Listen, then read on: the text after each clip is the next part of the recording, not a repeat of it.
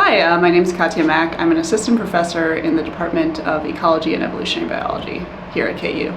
So I'm an evolutionary biologist and I work primarily on genomics. And so what I mainly focus on is understanding the relationship between genotype and phenotype. And so what that means is understanding the relationship between sequences of DNA and how organisms look, behave, and their physiology, and these outward elements of their appearance. And that's actually really tricky because DNA is this big black box that we have to kind of decode to get to those ultimate phenotypes.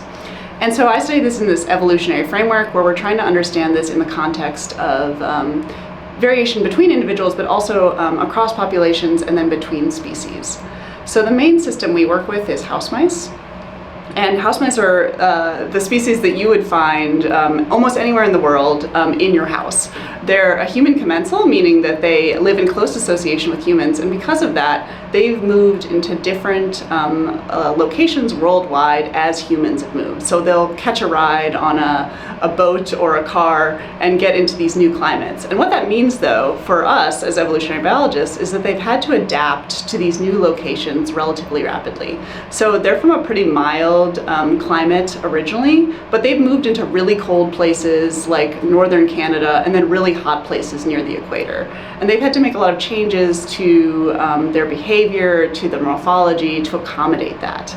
And so this makes them a really good system for understanding that process of adaptation, so how organisms become attuned to their environment, and then also what are the genetic changes that underlie those differences between individuals and between populations and then between species. So how we do this is we study these questions through an intersection of different approaches. We look at mice in wild populations, so sampling individuals from different localities where they've evolved different characteristics, and taking samples from those and looking at variation in the wild, in their genetics and their phenotypes. And we also look at them in the lab. And so this is a really good way to look at individuals from different places under a controlled environment. And so a lot of this involves sequencing the genomes of mice from these different locations, as well as a lot of what is called bioinformatics, where we are using computers to basically study the genomes of these individuals. So how did I decide on this career path? I have a long-term interest in evolutionary biology that kind of guided me towards becoming an evolutionary biologist. My dad was not at all a biologist, but a lover of natural history. And so throughout my life, there was a lot of growing up, a lot of like going out and looking at nature and appreciating biodiversity. And that kind of led me to this natural curiosity about biodiversity and what led to biodiversity. When I got into college, I actually started as an art major, but then decided I wanted to pivot.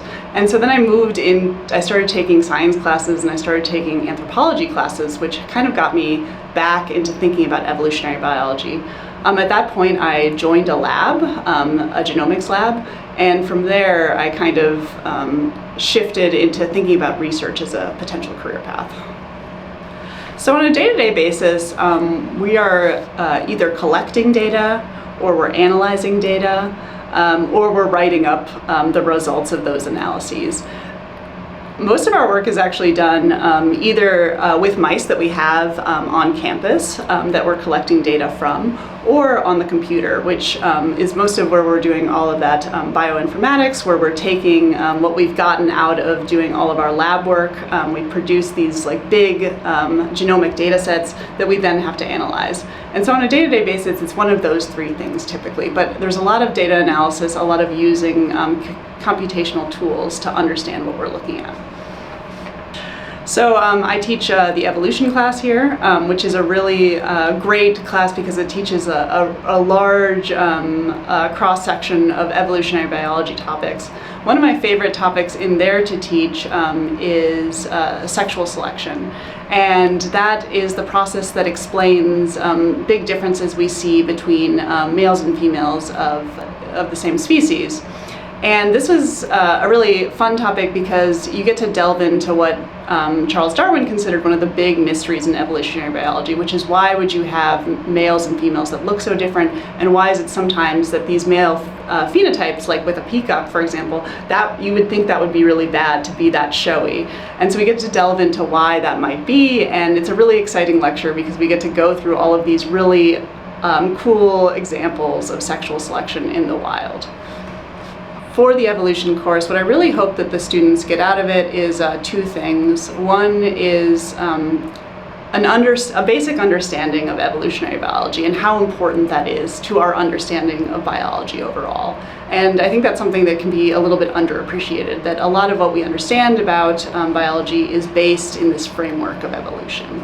I think the second thing, and I think this is true of probably all science courses at KU, is you'd like students to come away with better scientific reasoning. So can you look at a graph that you weren't able to look at before and interpret it? Can you frame an experiment that you wouldn't have been able to frame before? Can you look at data and think about how you would test certain questions with it? So for students who are trying to figure out whether they whether they want to be in a particular kind of research, I think it's really important to follow your curiosity. And so to figure out what questions and topics are really exciting you, and to dig deeply into that. And I think that's going to lead you to really interesting places and keep you motivated as you go on this academic journey, whether you decide to continue in science professionally or not. It's going to curate a natural curiosity about the hopefully natural world and the scientific literature in general.